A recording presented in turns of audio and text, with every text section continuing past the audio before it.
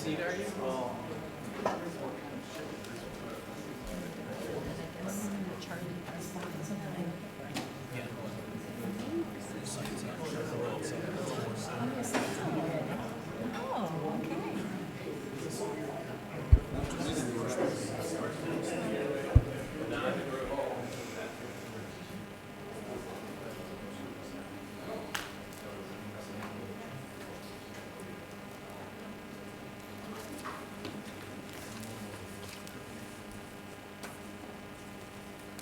Good evening. I call this Iowa City Community School Board meeting on Tuesday, August 26th, 2019 to order. My name is Janet Godwin, and I want to thank those in the audience, those watching on YouTube, and those following on Twitter for joining us tonight.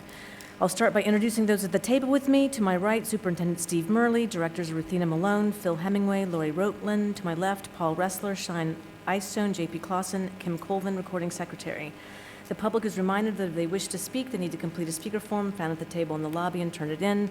During community comment, persons may speak to the board about topics relevant to the district. All community comment directed at non-agenda items and agenda items shall take place at the beginning of the meeting during the community comment section of the agenda. And with that, we will go to community comment. We'll first hear from a student from West High, Aditi Barde.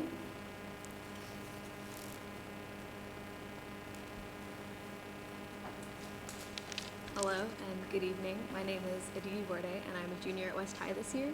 I'm also the 2019-2020 representative. So over this last summer, West High Athletics has thrived. The boys tennis team won the state championship and the girls tennis team came in second in the state. The baseball team also got top 4 in this summer. We're also undergoing massive construction. For the past year and a half, West High has been remodeling different sections of the school in different phases. Though there may be a floor in the ground right now, we are expected to have AC and floor-to-ceiling windows, so good things to come. Other things we're looking forward to is we have the club fair this Thursday. We're introducing new clubs like Creators Collective and Art Show. That'll be donating proceeds to the UIHC Children's Hospital, as well as the West High Democrats.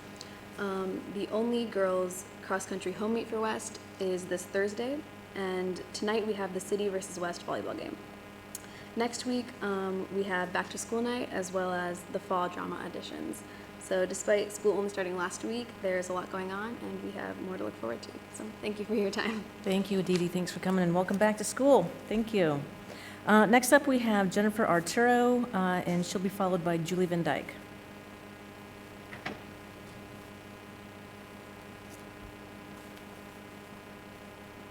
Hi, my name is Jennifer Arturo. I have 2 kids that attended Penn Elementary K through 6th grade and are now at North Central Junior High.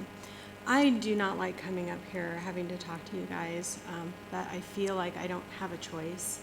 The reason I want to talk to you tonight is because as we ended the school year last year, as we all know, Penn received an OSHA violation for violence in the school. Directed at staff, but as I spoke to you last spring, that violence wasn't only occurring towards staff, it was occurring towards peers, and in my opinion, it was because of the result of the bullying culture at Penn. I got on the website this morning. I had avoided it all summer to look to see if there was any difference in staffing this year. It was my hope that maybe you guys had looked at things at Penn under a microscope and maybe made some changes. And when I looked at the website and I saw that the staffing at Penn, I saw that all 4 teachers who had discriminated against my autistic daughter and the school principal were still there. So I spoke with my friend who is inside Penn and asked her if she thought anything would change. She said, well, we have a lot less kids this year, but I don't think that's going to make a change. So I feel like I have to come up and just say, please let's not forget that this happened. I have years of complaints documented with the district about what we experienced personally. This isn't just happening to me and my family, it's obviously happening to other kids and other families. So it needs to be looked at. The other thing that happened last spring that I think we should not forget is that we lost a peer, we lost a student. And that hits very close to home for me. That child was in the same grade that my kids are in. lots of other parallels that make me think about that family all the time. And I constantly wonder if that child was supported enough and if things could not have been done different to save her and keep her here. I don't want to start this year off being a troublemaker, but I think we need to not forget the things from last year. I think it's real easy to go into a new year and pat ourselves on the back and say, look at our brand new shining facilities and how great we are, but I think we need to really not be in denial. We need to face these very serious problems affecting our students, affecting our families and our communities, and making sure that our kids are supported. And when I say support, I don't mean we need like police officers in our school or better seclusion rooms. I mean, we need like adequate supports, like community support, educational supports. We need to make sure those supports are not being blocked by administrators. We need to make sure that they're getting what they need. Thanks for listening. Thank you, Jennifer. Julie?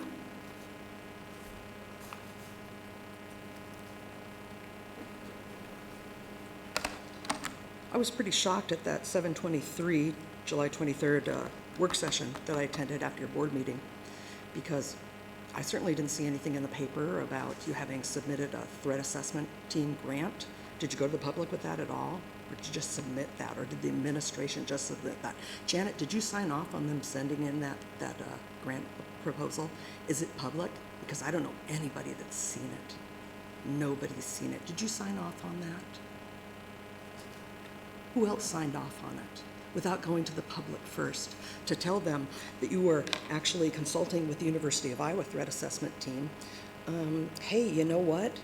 The Iowa courts found ISU 50% liable for damages to the ISU student who committed suicide after he was treated poorly by their counseling system just recently. Are y'all ready to be 50% liable here?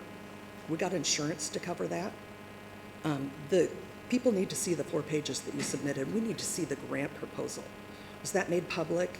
Is that in the board documents, or is it all hidden behind closed doors like so much of the business that gets done here and signed off on directly or implicitly by board presidents like you?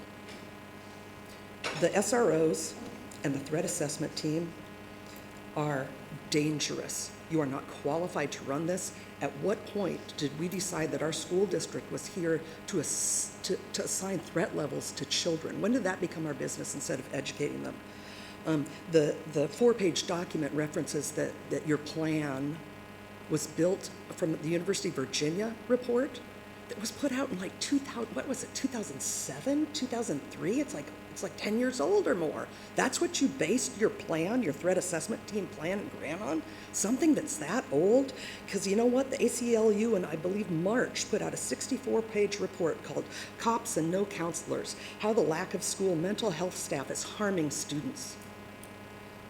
They reference a quote from Dr. Laura Hodges that references apparently a 1 to 250 counselor-student ratio as apparently acceptable, although it actually still doesn't sound great to me. Do we have that?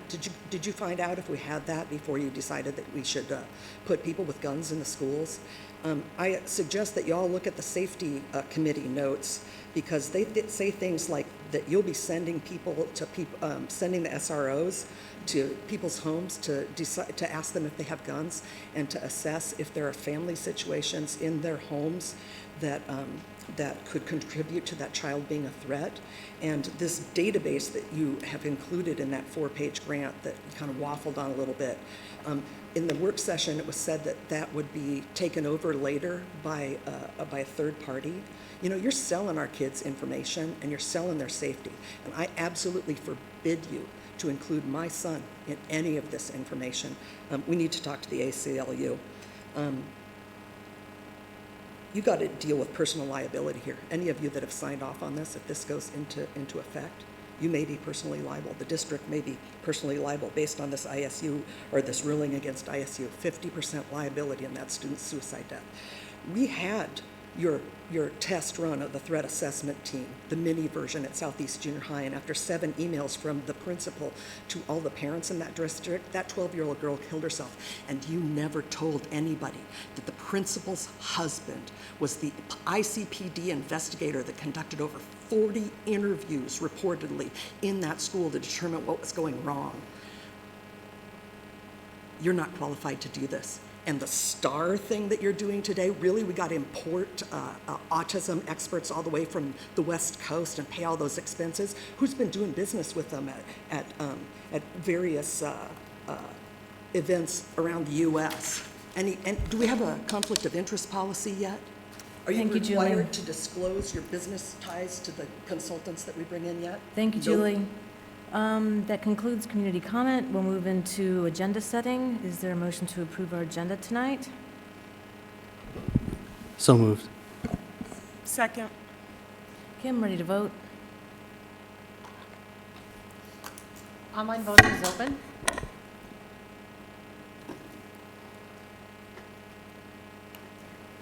All votes have been cast and the motion carries with all directors voting in favor. Thank you. Consent agenda, first bills. I think Phil and Sean. Yeah, Thank you.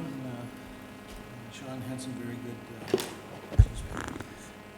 I'll let Sean talk. Sean submitted some very good questions, and we had $2.9 million worth of expenditures, $865,000 out of the GO bond, $931 out of the general fund, and some of the questions I have, we're still getting some answers on and things like that, but I'll let Sean speak to. Yeah, it was the one big one that stood out to me. One, I was just trying to remember what something was, but the other one was the Hanover. I don't know if it was a contract or whatever, but a payment to Hanover, and I was asked what all was covered, and the board got some responses. But there's quite a few things in there. But one quick follow-up is, it sounds like there's kind of access to different things is what this contract gives. I was just wondering who has access to those things. Is that a leadership team kind of thing, or? Yes, that's the simple answer, is the admin team does. Okay. Thank you. Any other notes or comments on the bills? Okay, any items to pull from the consent agenda? I'd like to pull Appendix 9, number 17. Okay, is there a motion to approve consent agenda excluding item 17? So moved. Second. Thank you. Kim, ready to vote? Online voting is open.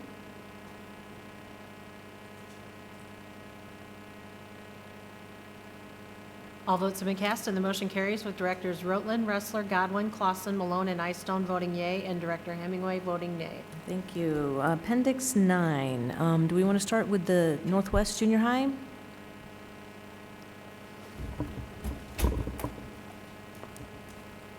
Assuming I can handle the IT. Here we go.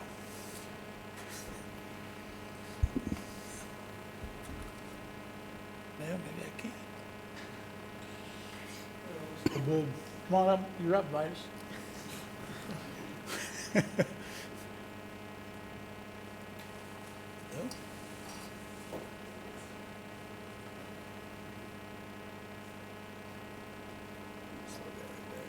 Spelled wrong minus that one. I got it. All right. So this evening we have our schematic design for Northwest Junior High, and Vitus Bering with SVPA Architects is here, and you may recognize Vitus. He did Liberty High School and North Central. So he's been doing some of the major project for us. We're excited to have him on this one. Well, also, when he's done, Liz Bruning has a few comments to make, and then I'll talk about the budget. So I will maximize it.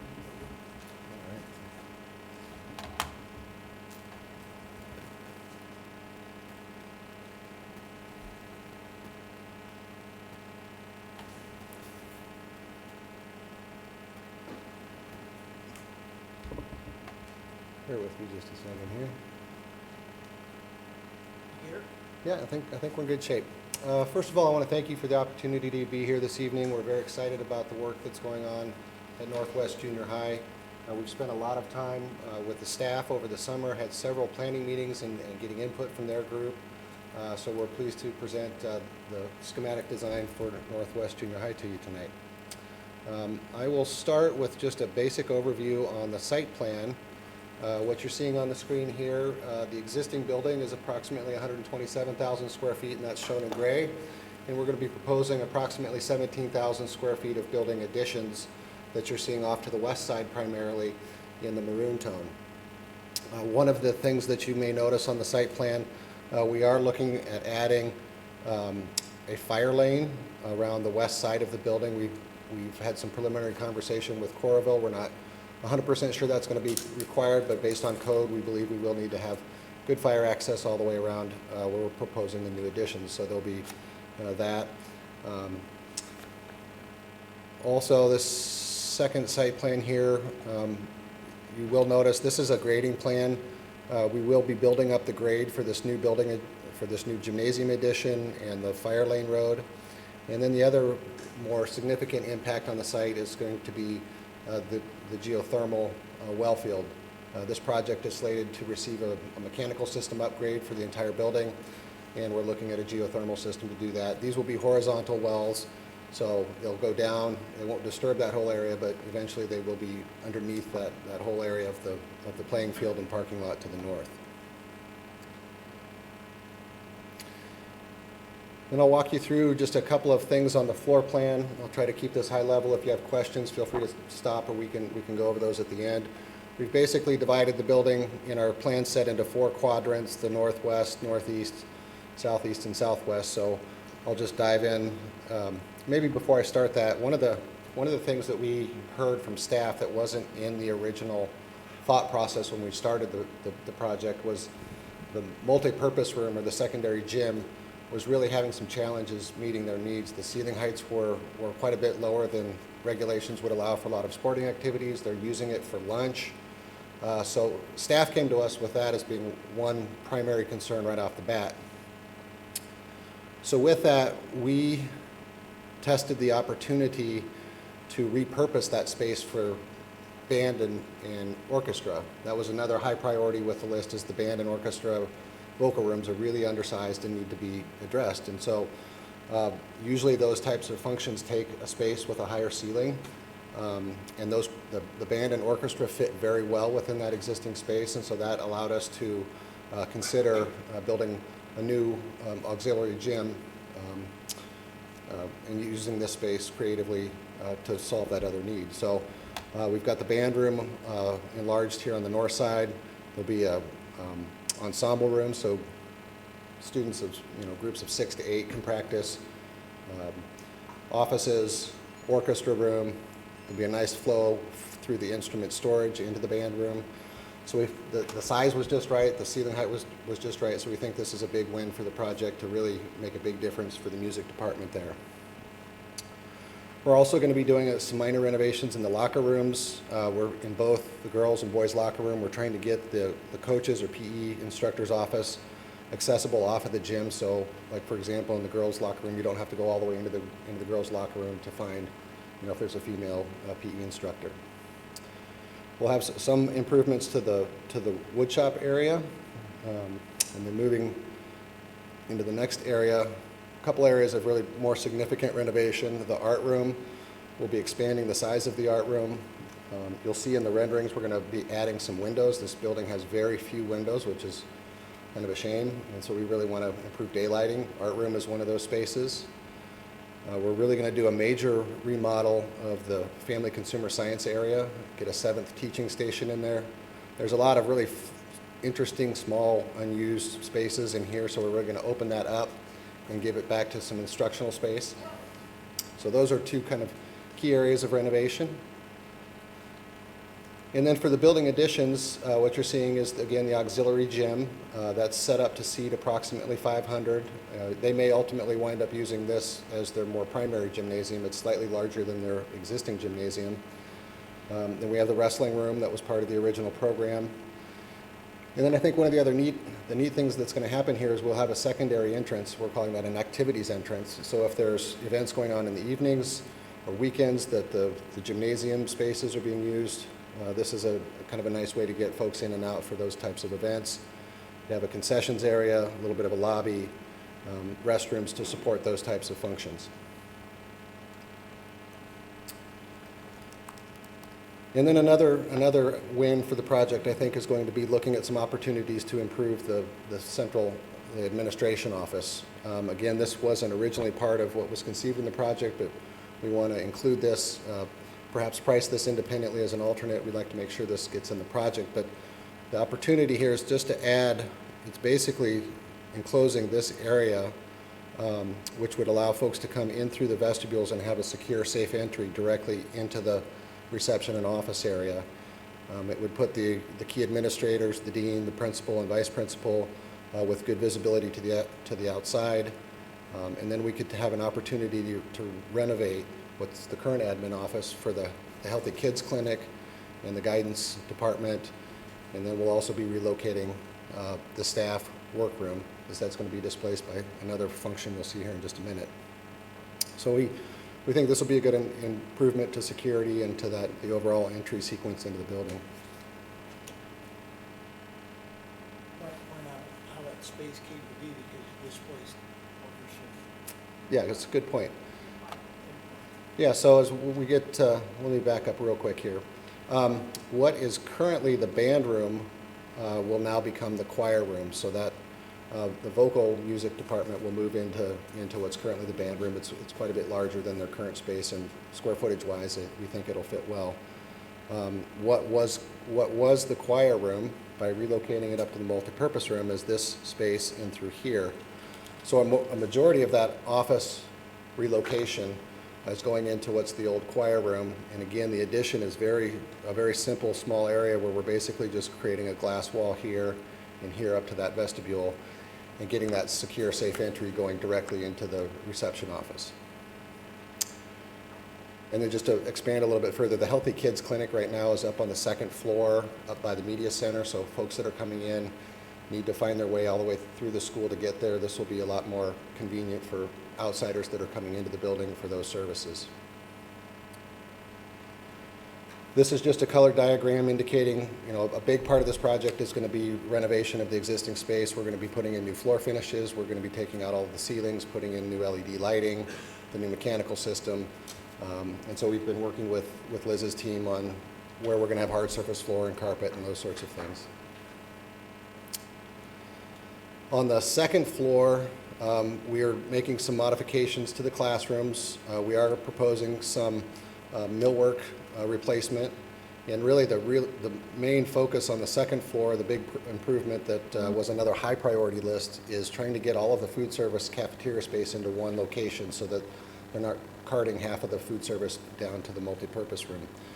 So we have taken over what was the existing staff room and a couple of special ed rooms, and kind of opened this up to make it a cafeteria that would seat approximately 300 students.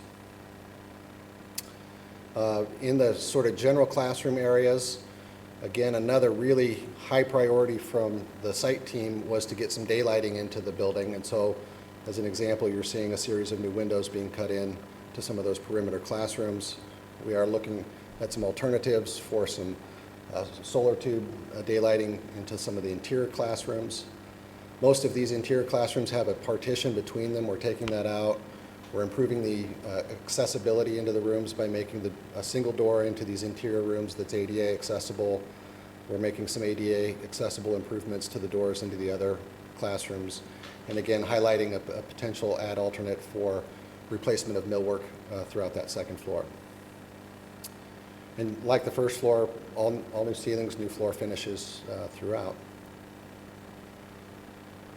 So last few images, just a couple of renderings. Again, this is sort of that glass box infill at the main entry for the new secure entry.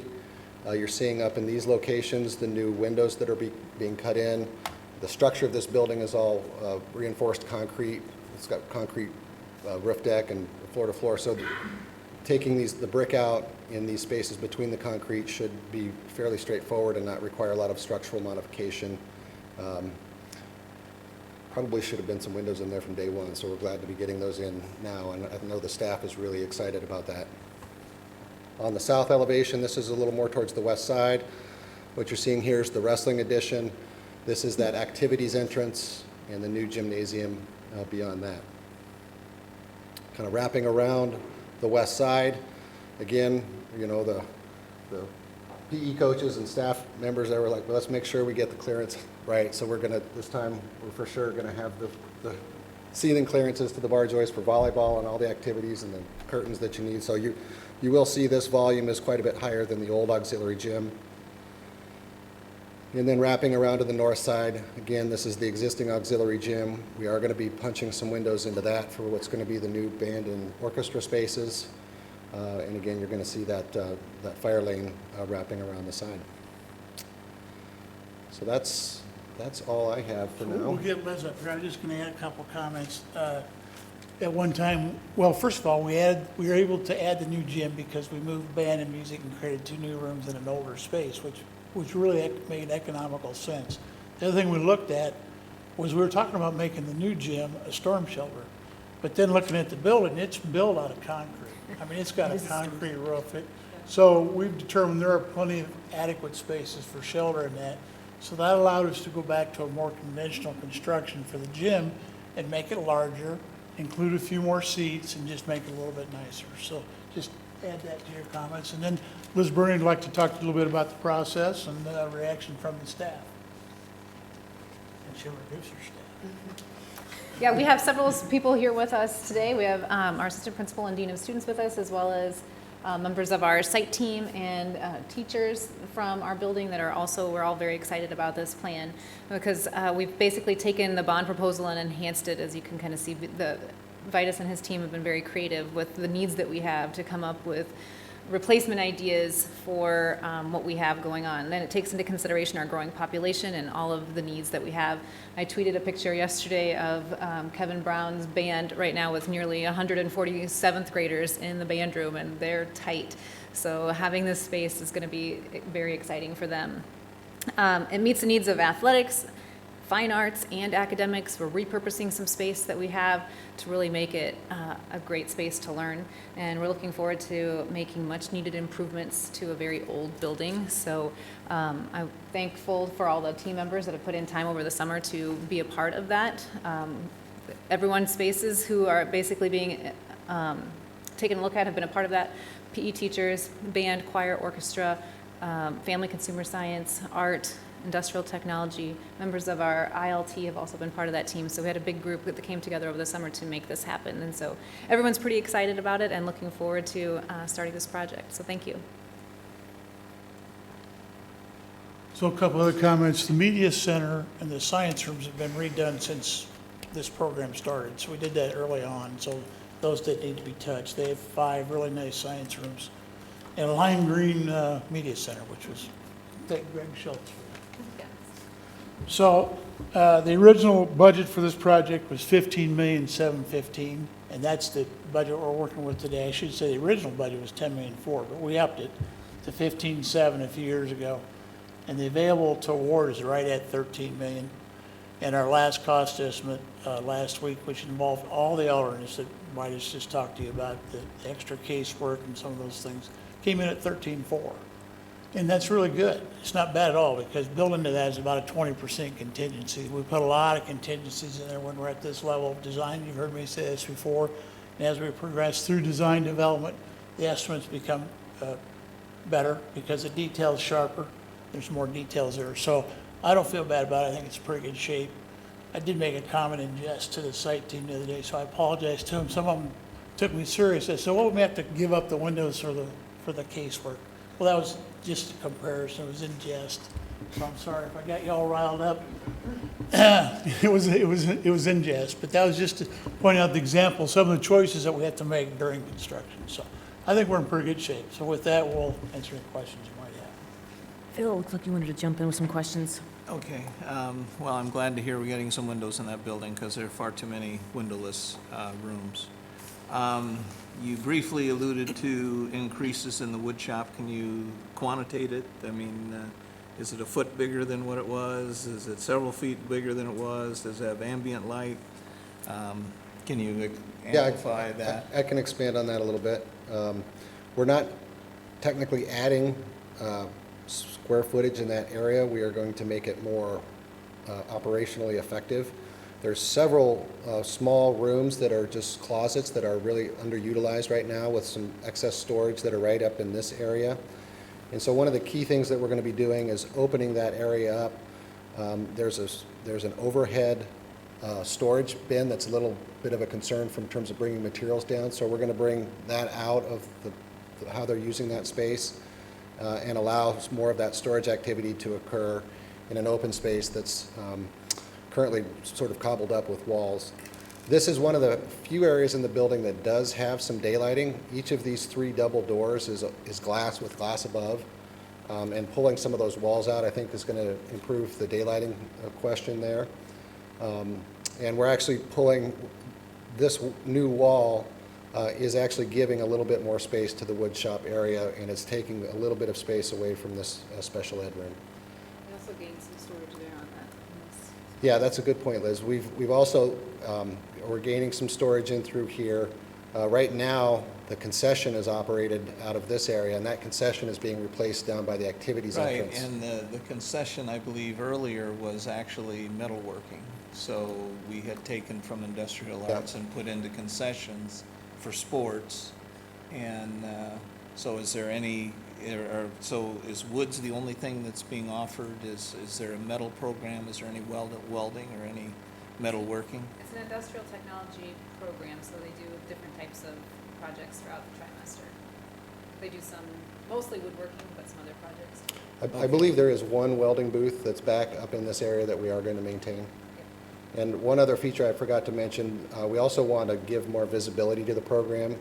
And so one of the requests from the instructor was to get some interior bar light windows so that they can kind of display what they're doing or having a little more visibility to their program from the corridor. So we are accommodating that request with these 2 new windows that look into the space. Budget allowing, this part wasn't necessarily in the original concept, and it's things that we've added through our meetings with staff. There's been some requests and discussion about maybe upgrade to the dust collection system, and so that's something we can continue to look at as we get into more detail. Okay, and you alluded that there's some special ed that's being lost here on this, and then the cafeteria space took some special ed room. What are you doing to make sure that, I mean, it sounds like special ed is getting cut back with these 2 things that you're doing. What is being done? Is there any additions to special ed? Well, I think we've kind of gone through the math, and we're a net neutral on special ed space with some reallocation of areas. This room actually was not utilizing, the back half of this room was kind of a hallway and a sort of a big storage corner, or sort of kind of a storage closet. So I think the actual seating space is staying the same. With the relocation of This space here makes this special ed room slightly smaller, but it's still larger. Yep. Yeah, and then I think we have some space on the second floor that we're shifting. We've got some spaces that guidance currently occupies around the library that will open up. There is a secondary music program that occupies this space that is going back into the new music areas, so that will free that up for transition of some of those programs that were displaced by the cafeteria expansion.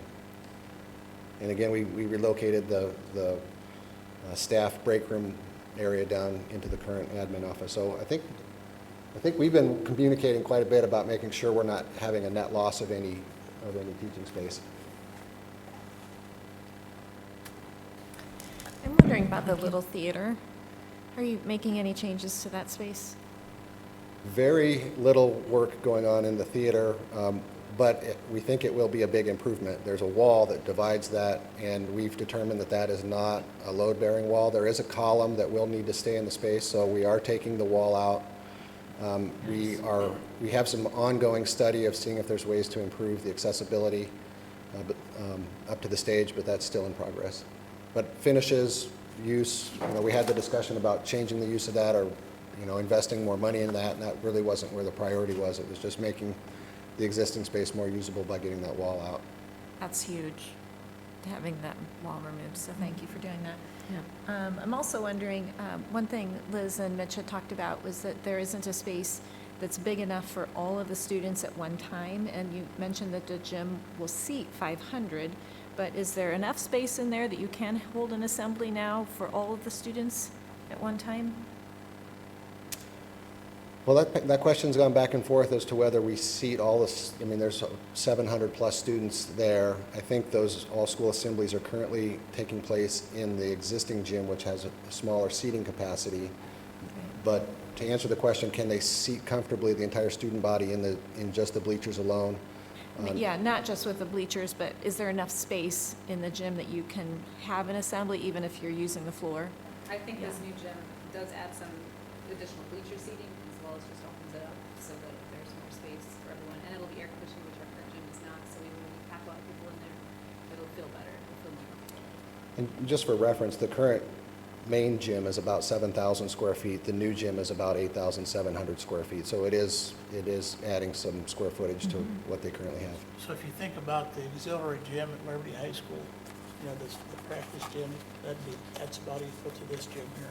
Okay. And we did compare the seating at North Central and Southeast to this, and this exceeds both those schools. Okay, great, thank you. Other questions?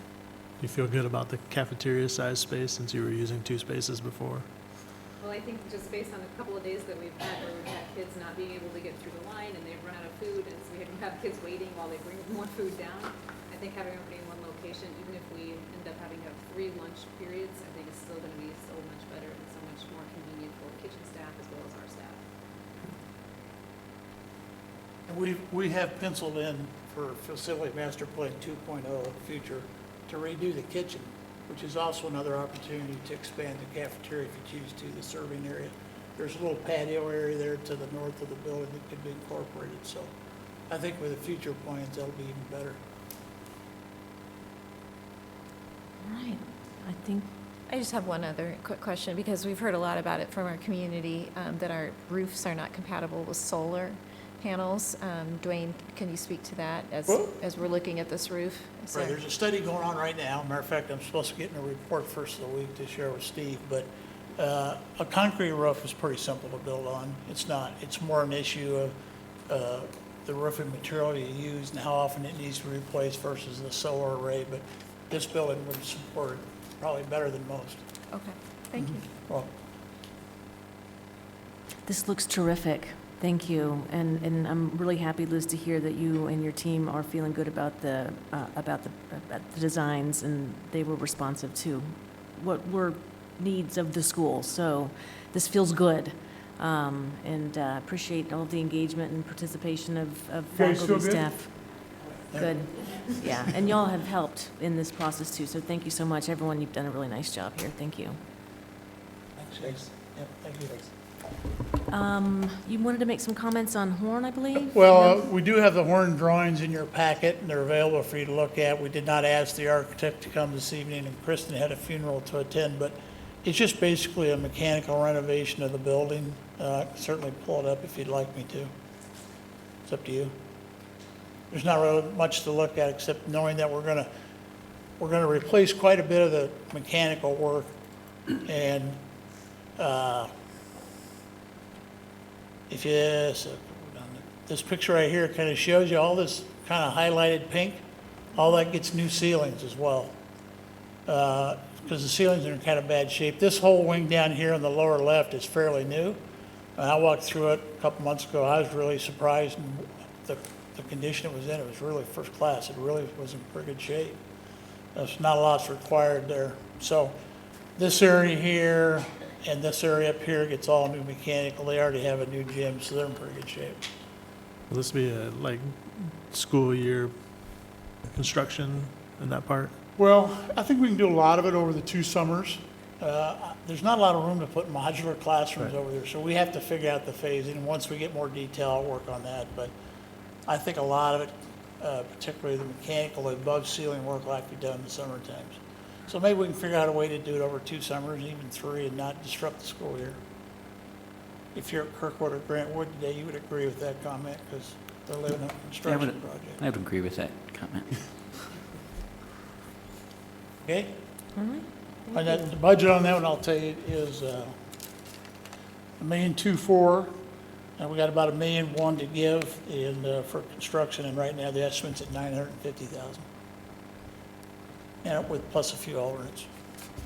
All Okay. right. Thank you, Dwayne. Yeah, thank you. Is there a motion to approve item 17? So moved. Second. Kim? Kim, ready to vote? Oh, you want to bring it back up? Online voting is open. You go, so forth. That's all right, I got you. All votes have been cast, and the motion carries with Directors Rotland, Ressler, Godwin, Clausen, Malone, and Eystone voting yea, and Director Hemingway voting nay. Thank you. Next up, public hearing on state-required elevator code upgrade. Now is the time and place for the public hearing on the proposed plans and specifications for the 2019 state-required elevator code upgrades project. The Board of Directors set the date for this public hearing on August 13, 2019. Notice of public hearing was published in the Iowa City Press Citizen on August 14, 2019. The district will receive bids on this project at 2 p.m. September 11, 2019 at the Facilities Management Office located at 1137 South Riverside Drive, Iowa City, Iowa 52246. Notice to contractors was published as required by law in multiple statewide plan rooms and on the Iowa City Community School District website on August 14, 2019.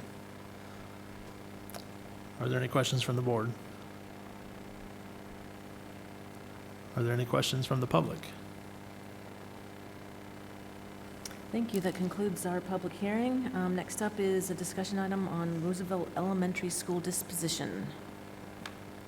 And who is leading that? I can start that. Oops. I was just letting our Northwest folks know that they could leave.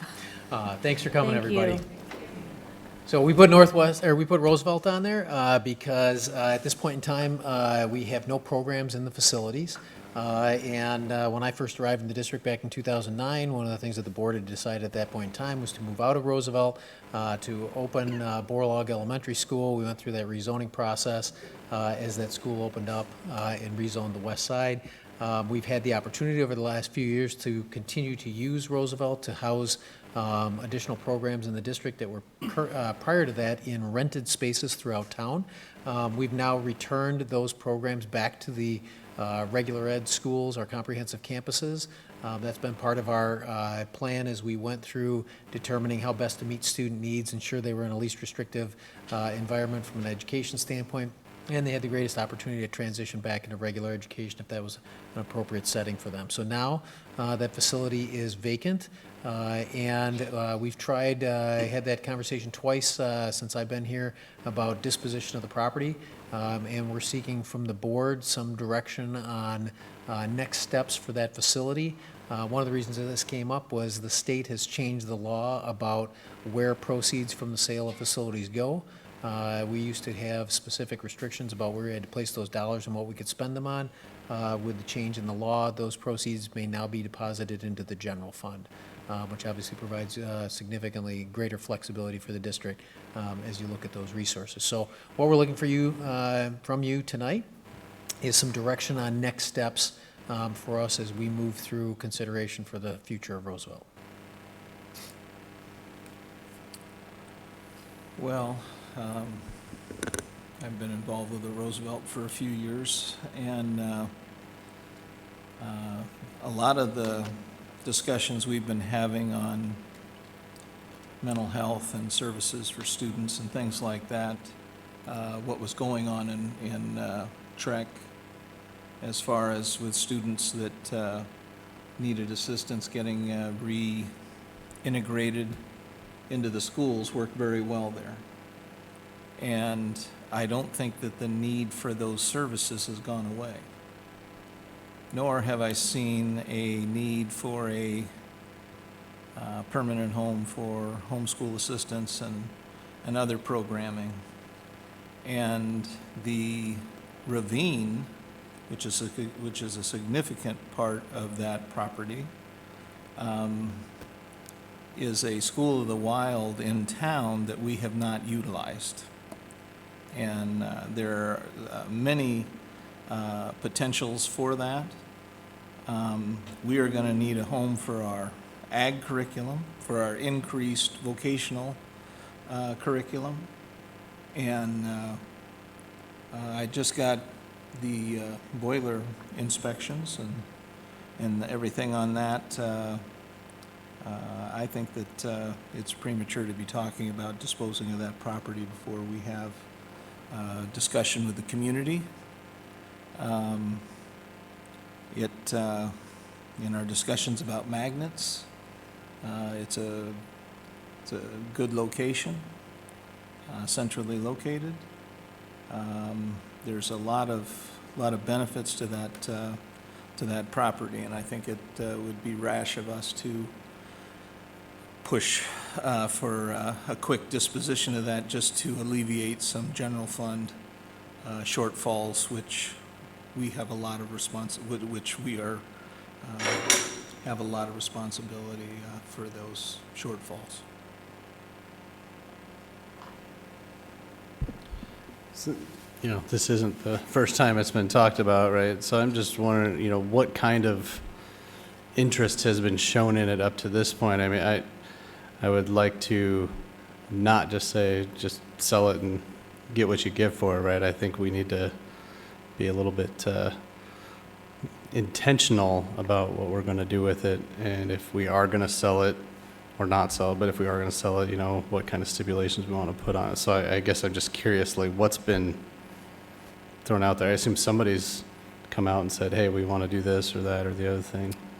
It's been very tentative, simply because it's not on the market. We've had members of the Chamber and ICAD that have shown some folks through the facility. I would say maybe about 4 or 5 years ago, we had some interested local community members that requested and were given some tours of it. Probably about 8 or 9 years ago, we had some residential facility developers that work in university towns that expressed some interest in it, but I would characterize all of that as relatively tentative and somewhat sporadic, simply because it's not been on the market. Once we occupied it and moved all those off-site programs in, that interest level dropped pretty substantially, because I think people from the outside looking in didn't see it as something that was for sale. And we have,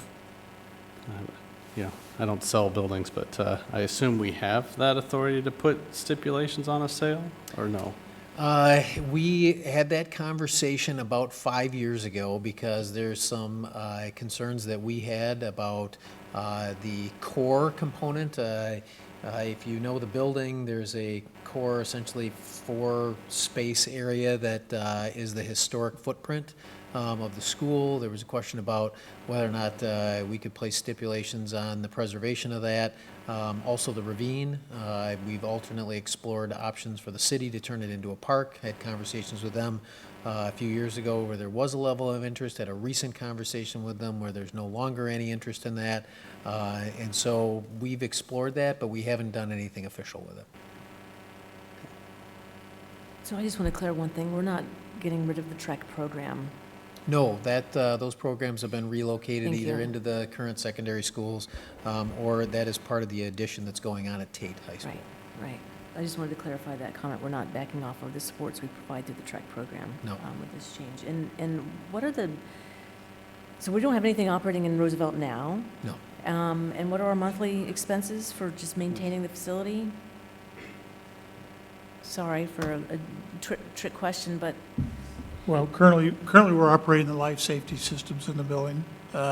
We have very minimal water use, but we do have gas and some for the boiler and some electric, but it'd be pretty minimal. I don't know if you have the last bill there. but so we're It's- incurring some expense just to have the property.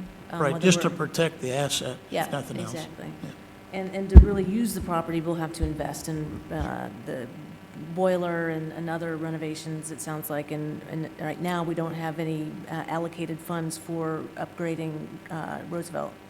No, I think we've had a couple of different assessments of the facility, and probably the best analogy is to look at Lincoln Manor Longfellow. And when you look at the renovation costs for those buildings to bring it up to that equitable learning environment, Roosevelt would be in the same, if not maybe in some cases, a little bit tougher shape just simply because we haven't done some of the maintenance that we did at those buildings over the last decade. We've really just been And keeping it at a remind me sort of baseline. ballpark again of Longfellow Man, Lincoln. We spent 10 million This- at Man.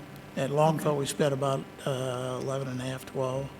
And one comment I might add to Steve's is that BLDD did a reassessment of the building. They determined that the cost to renovate the building would exceed 85% of the cost to replace the building. So at some point, you know, if you're going to stay there, you need to build a new building, not try and renovate the old one.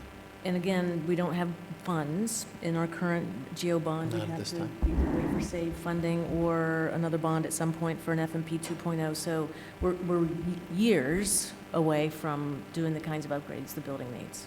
And so I'm saying that correctly. Yes. Yeah.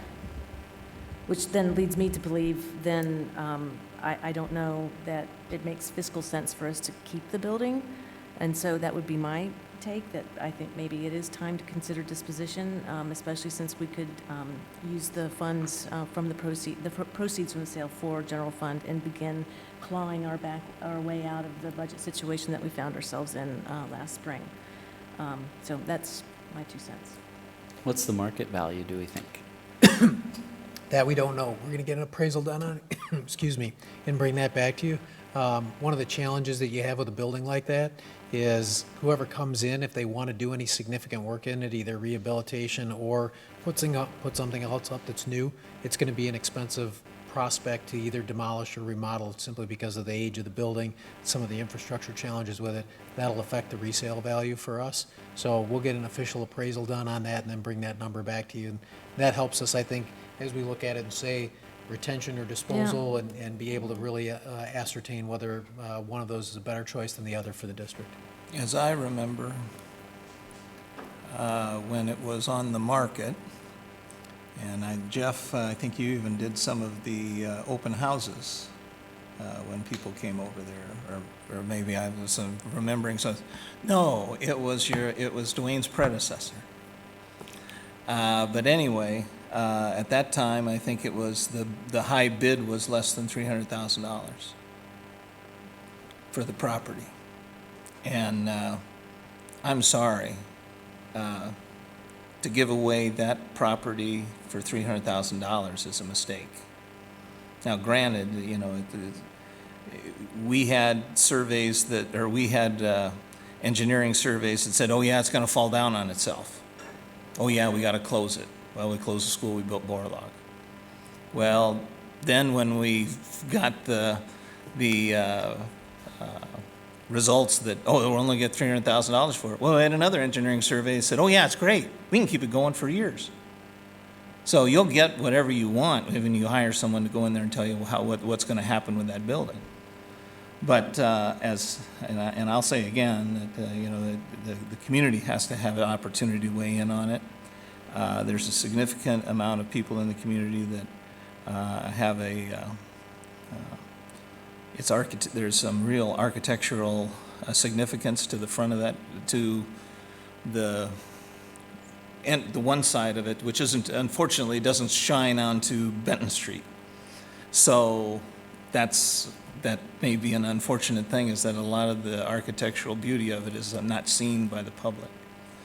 But it has so much opportunity that I don't know that we fully recognize what it can do for us. But I think it's an asset that we just don't discard. That's my feeling. Just a quick question on that. When they originally went to sell that, however many years ago that was, there was stipulations on what you could and could not use the property for, correct? Yep. Yes, there were stipulations in there. So I don't know that I have enough information to give a firm answer, but some thoughts that I'm having are that it's, as Phil said, it's a location that we're not going to have access to if we needed to purchase a parcel of land for say, a magnet school or a preschool center or a alternative high school programming, or, you know, whatever this or the future boards decide wants to be something to pursue. Another option would be a year-round magnet school. That's a great location where it could draw from both sides of the district. I guess one question I'm thinking about, and I don't know that we even have enough information to make this decision, but if the board wanted to demolish it, then there would be no operating expense. It would just be a parcel of land we own, correct? Ground maintenance. Ground maintenance, yeah, okay. So that would decrease the operating expense. And if the thought was that, as you said, Dwayne, that perhaps it is better to start from scratch, since, I mean, maybe at some point a board, this board or a future board would decide what they want to use it for, and once that decision was known, even if there wasn't funding for that building, still a decision could be made. Does this building serve any purpose for the purpose that we would like to use the land for? Yeah, I think knowing the community is more in your world than mine, I'm not that in tune to it, but from the pure physical part of that building, and I love old buildings. Look at Meehan, look at Lincoln, look at Longfellow. You can do a lot with them. This building is beyond help. It really is. And part of this building is a 1950s, 60s vintage. It's not even architecturally pleasing, that wing that goes off to the west. So it is, and the reason that the costs were low probably before, I would surmise, is that before you demolish it, you have to remove the asbestos. So there's some cost associated So with there that. would be some costs associated with that, which we don't have funding for either, I assume. Well, we use the general fund to do that with, but then we get reimbursed. That's part of the SBRC SBRC. process. Oh, okay, Being paid. okay, yeah. So I would be hesitant to rush into anything until the board and the community weighed in on what direction we might like to take with alternative programming in the district, because, like I said, we're not going to be able to purchase a parcel of land in that area. The only places we can purchase land are, you know, on the outskirts. So if we want something that's going to serve the entire district, I would be hesitant to make that move too swiftly. I think that's a very good point around maintaining the property. Would it be appropriate to get a estimate for demolition for all or part of the building? And I only say part because we may want to ask about demolition exclusive of the original footprint too. I don't think it hurts to get additional information. Yeah, that's me too. Not enough information to do a real cost-benefit analysis. The ravine is great. The location is great. The old part of the building is really an architectural gem. I mean, it's got some really nice, and you don't see it unless you go up to it. And I would imagine that's some of what we're going to hear from the community as well. And, you know, frankly, with the issues around closing Roosevelt, that was a, you know, super contentious kind of time, and I think, you know, giving folks time to process that and think about it. And yeah, I'd like to see all or part of the building, if it were demolished, how much does that cost, so we can compare that to any sort of value we might get out of selling it outright. We're still getting revenue on the parking for Hawkeye games, correct? Or the Boy Scouts get all that? No, actually, the revenue comes in and we allocate part of it to the Trek programs and now through Tate, and the remainder of it winds up going to the foundation as a donation. Okay, and so for some of these board members that may not remember that, how much is that annually? I don't know that number off the top of my head. We can get that for you. Anything else on this topic? Do you have some next steps, Steve? I think I've got some clear next steps, so we will gather more information. We'll get that back to you as soon as we are able to collect it. Thank you. The next item is on our board retreat. We met last Tuesday and reviewed our goals from the 18-19 school year and talked about goals for the 19-20 school year.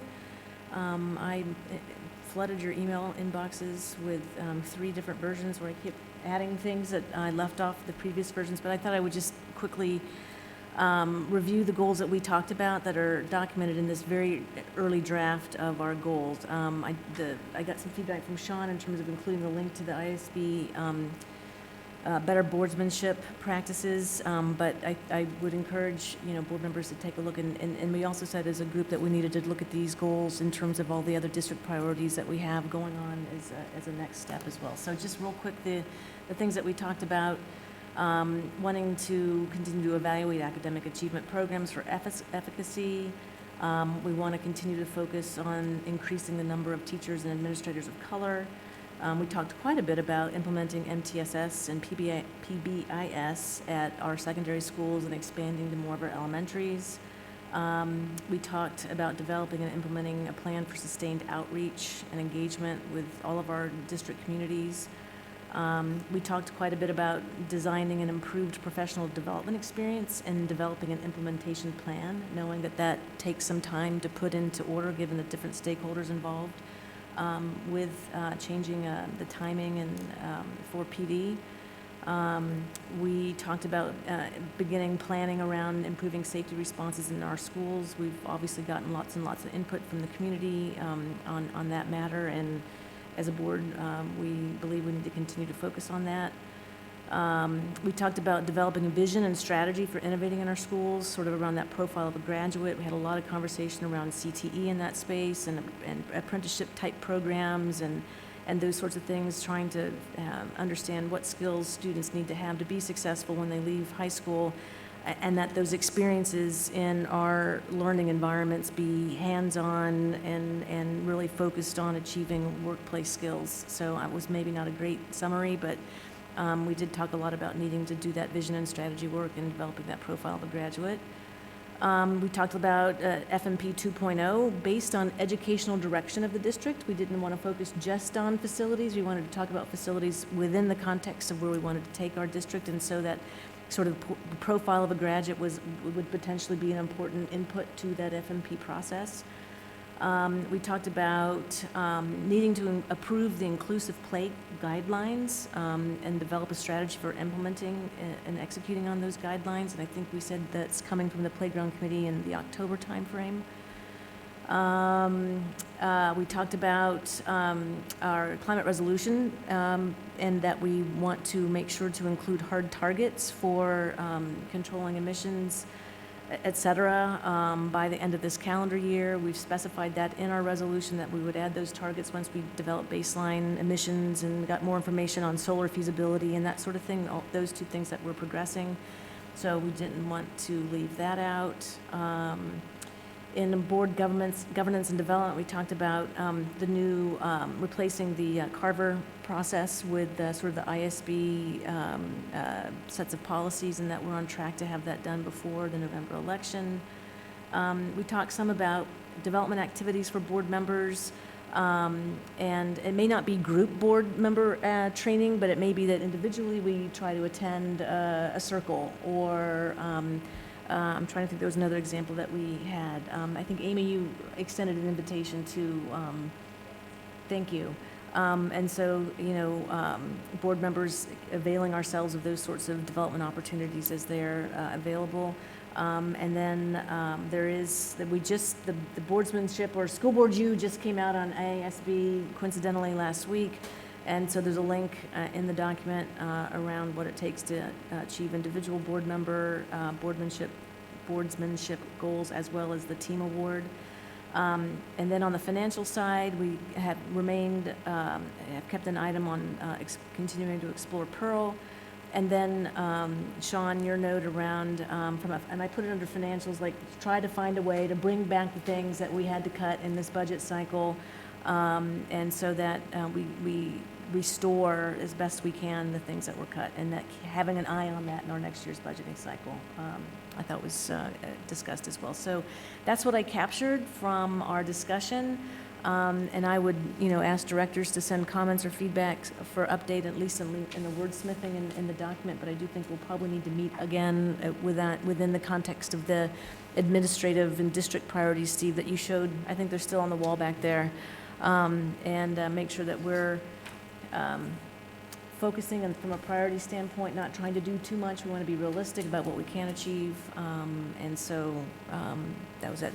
Any other comments or reactions from folks, things that might have missed? Okay. Okay, that concludes the discussion item of the portion of our agenda. We've got agenda setting.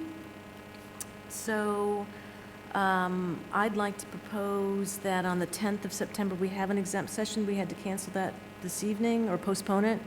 We didn't have enough input yet, so we'll be working to make sure we've got the proper input for that exempt session, if that makes sense. On the September 10th agenda, we have student representative update, our update from ICEA, community comment, our consent agenda, and so far, that's it. Okay. Other topics for the 10th?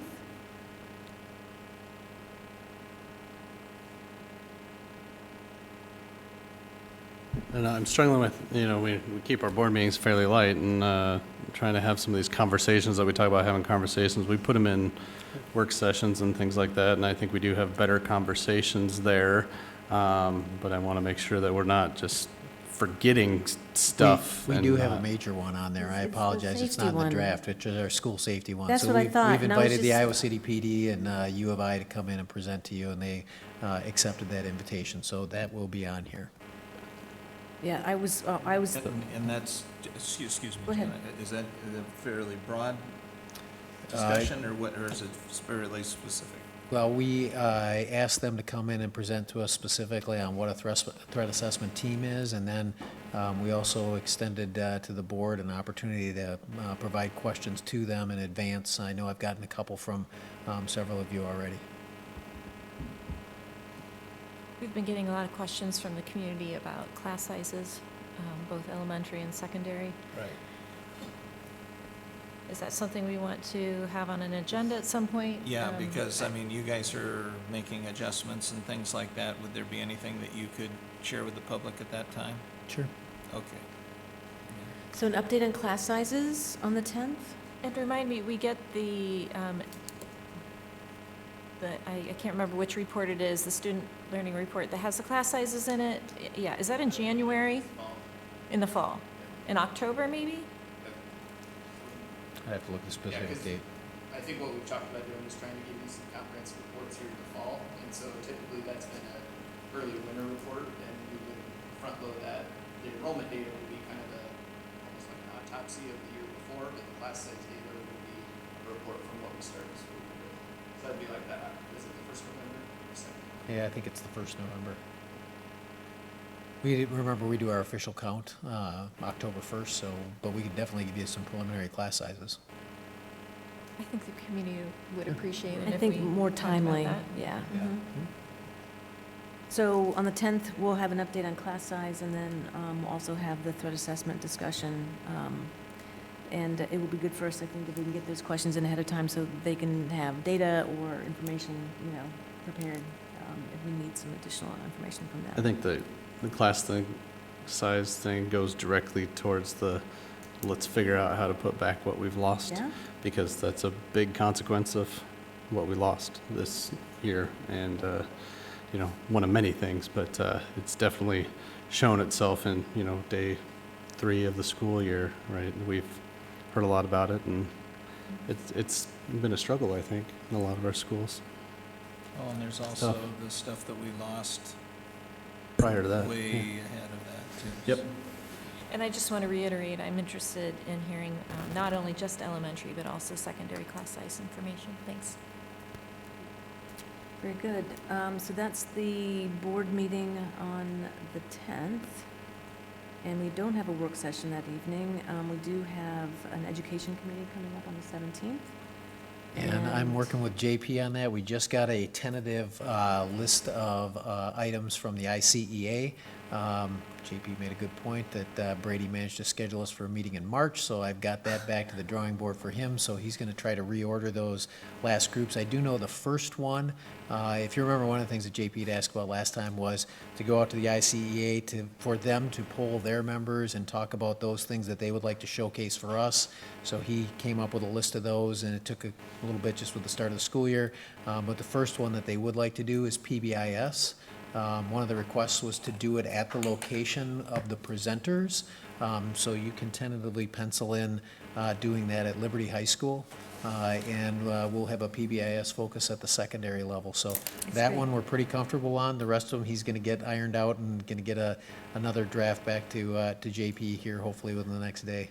And when you guys see that, some of the times are a little earlier, if it's in an elementary building, just so they don't have to like wait around for us.